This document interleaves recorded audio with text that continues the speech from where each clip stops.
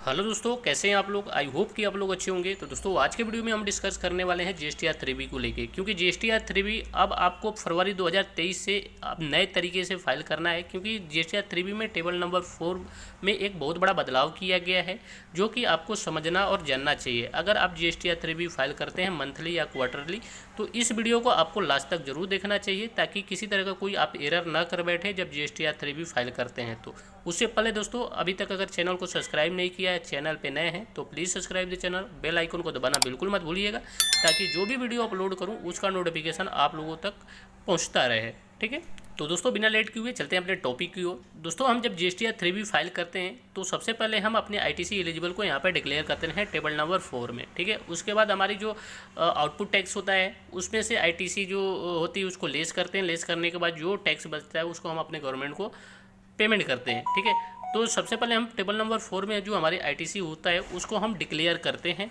दिसंबर तक हम जो डिक्लेयर करते थे वो किस तरह से करते हैं टेबल नंबर 4 में, वो मैं पहले बता देता हूँ। ठीक है, उसके बाद जो चेंजिंग हुआ है वो मैं बताऊँगा। ठीक है, तो सबसे पहले हम टेबल नंबर 4 इस तरह से ओपन कर लिया, और इसमें मैं बताऊँगा कि जो हमारी इंपोर्ट ऑफ गुड्स की जो आईटीसी होती थी वो ऊपर दिखाते थे, इंपोर्ट ऑफ सर्विस की आईटीसी दिखाते थे।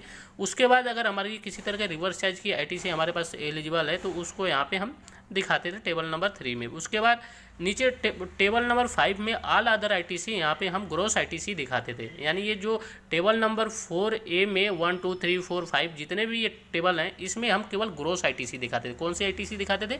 ग्रोस आईटीसी, नेट आईटीसी नहीं, ग्रोस आईटीसी दिखाते थे। फिर उसके बाद अगर मान लीजिए किसी तरह का कोई डेबिट नोट होता था उसको हम टेबल नंबर 4B में, ठीक है, यहाँ पे टेबल नंबर 4B2 में अदर्स में यहाँ पे हम कोई डेबिट नोट होता था वो इसको यहाँ पे दिखाते थे। उसके बाद लेस करने के बाद नीचे हमारा नेट आईटीसी यहाँ पे बचता था। ठीक है, हम दिसंबर तक जो जीएसटीआर 3B फाइल करते थे वो इस तरह से करते थे। लेकिन अब जो चेंजिंग हुआ है, अब जो अपडेट हुआ है, जो बड़ा बदलाव हुआ है, उसमें ये कहा गया है कि अब जब आप जीएसटीआर 3B फाइल करेंगे तो जो हम नेट आईटीसी यहाँ पे दिखाते हैं हमें नेट आईटीसी ऊपर ही दिखाना है ऑल अदर आईटीसी में।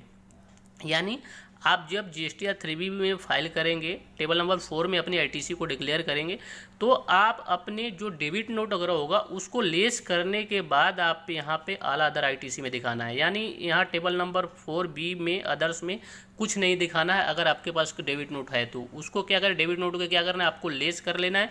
लेस करने के बाद नेट अमाउंट को आपको टेबल नंबर 4A5 में नेट आईटीसी दिखाना है। क्लियर? यानी पहले आप क्या करते थे, ग्रोस आईटीसी दिखाते थे, अब आपको नेट आईटीसी दिखाना है। नेट आईटीसी कैसे निकलेगा, आपकी ग्रोस आईटीसी में से किसी तरह को कोई डेबिट नोट वगैरह है तो उसको लेस करने के बाद आपकी नेट आईटीसी निकलेगा। यानी टेबल नंबर 4A5 में आपको अब फरवरी 2023 से नेट आईटीसी दिखाना है। ठीक है, ऐसा क्यों? क्योंकि पहले क्या था कि हमारी जब जीएसटीआर 9 जब फाइल करते थे तो हमारे आपने देखा होगा कि टेबल नंबर 6A में जो ऑटो पॉपुलेट डाटा होता था वो टेबल नंबर 4A5 से ऑटो पॉपुलेट होता था। यानी ये ग्रोस आईटीसी वहाँ पे ऑटो पॉपुलेट होकर जाता था टेबल नंबर 6A में, और टेबल नंबर 8A में जो आईटीसी आता था वो 2B से आता था, यानी नेट आईटीसी आता था। तो ये इसके वजह से क्या होता था कि हमारे आईटीसी में डिफरेंट हो जाता था। जीएसटीआर 9 जो फाइल करते थे उसमें मिसमैच आता था। इसी मिसमैच को सही करने के लिए, इसी मिसमैच को आगे मिसमैच ना आए जीएसटीआर 9 में, ये बदलाव किया गया है। यानी आपको जो यहाँ पे ग्रोस आईटीसी जो दिखाते थे अब यहाँ पे आपको नेट आईटीसी दिखाएंगे, जिससे कि आपकी जीएसटीआर 9 में टेबल नंबर 6A में ये ऑटो पॉपुलेट जब डाटा होगा तो ये नेट आईटीसी वहाँ पे टेबल नंबर 6A में ऑटो पॉपुलेट हो। ठीक है, आपको 8A में तो जीएसटीआर 2B से नेट ऑटो पॉपुलेट होकर आ ही जाएगा, और टेबल नंबर 6A में भी यहाँ से आपकी 4A5 से ऑटो पॉपुलेट होकर आ जाएगा। अब यहाँ पे मैं एक एग्जांपल देके मैं आपको समझाता हूँ कि जैसे मान लीजिए कोई मिस्टर एक्स ने परचेज किया है मिस्टर वाई से। ठीक है, 2,36,000 के इनवाइस है जिसमें 36,000 इसकी आईटीसी यानी टैक्स है। ठीक है, उसमें इन्होंने एक डेबिट नोट इशू किया था 35,400 का, जिसमें इनकी जो टैक्स का अमाउंट है 5400। अब यहाँ पे देखेंगे आईटीसी कितना बचा, इनकी नेट आईटीसी 30,600। ठीक है, अभी दिसंबर से पहले हम जो क्या करते थे, हम दिसंबर से पहले ग्रोस आईटीसी 36,000 ऊपर दिखा दिए, उसमें से माइनस करते थे डेबिट नोट नीचे, किसमें, टेबल नंबर 4B में।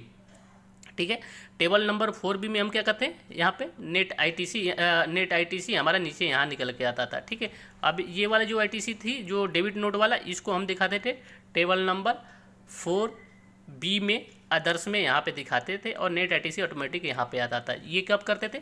दिसंबर से पहले, जिससे कि क्या होता था कि हमारी जब GSTR 9 फाइल करते थे उसमें टेबल नंबर 6A में ग्रॉस ITC आता था, टेबल नंबर 4A 5 से ऑटो पॉपुलेट होके, और टेबल नंबर 8A में जो आता था वो आता था GSTR 2B से ऑटो पॉपुलेट होके, जिसकी वजह से दिक्कत हमारे को आता था। लेकिन अब यहाँ पे अगर हम यहाँ पे नेट ITC अगर दिखा देंगे टेबल नंबर 4A 5 में, तो हमारे टेबल नंबर 6 में भी नेट ITC आ जाएगा ऑटो पॉपुलेट होके, और टेबल नंबर 8A में भी ऑटो पॉपुलेट 2B से आ जाएगा। इससे क्या होगा कि हमारी जब GSTR 9 जब फाइल करेंगे वो टेबल नंबर 6A और टेबल नंबर 8A दोनों मैच करेंगे, ठीक है। इसी के लिए ये सरकार ने इसको इसमें ये बदलाव किया है GSTR 3B में, ताकि आपकी मिसमैच जो आगे की काम है, जो GSTR 9 की काम है, जो वो आसान हो जाए, ठीक है। तो आपको अब क्या ध्यान देना है कि जब भी आप GSTR 3B फाइल करेंगे फरवरी से, यानी जनवरी के जब रिटर्न फाइल करेंगे, आपको जो नेट ITC दिखाना है टेबल नंबर 4A 5 में, ठीक है, और आपको टेबल नंबर 4A 5 में नेट ITC दिखाना है। यानी डेबिट नोट अगर हो तो आपको लेस करके नेट ITC यहाँ पे आपको दिखाना है। तो दोस्तों ये था कुछ चेंजिंग जो कि आपको ध्यान देना चाहिए अगर आप GSTR 3B फाइल करते हैं, मंथली फाइल करते हो या क्वार्टरली फाइल करते हैं, आपको ये चीज़ हमेशा ध्यान रखना है ताकि किसी तरह का कोई गलती ना हो। तो दोस्तों आई होप कि वीडियो पसंद आया होगा। वीडियो पसंद आया है तो लाइक सब्सक्राइब जरूर कर दीजिएगा। धन्यवाद।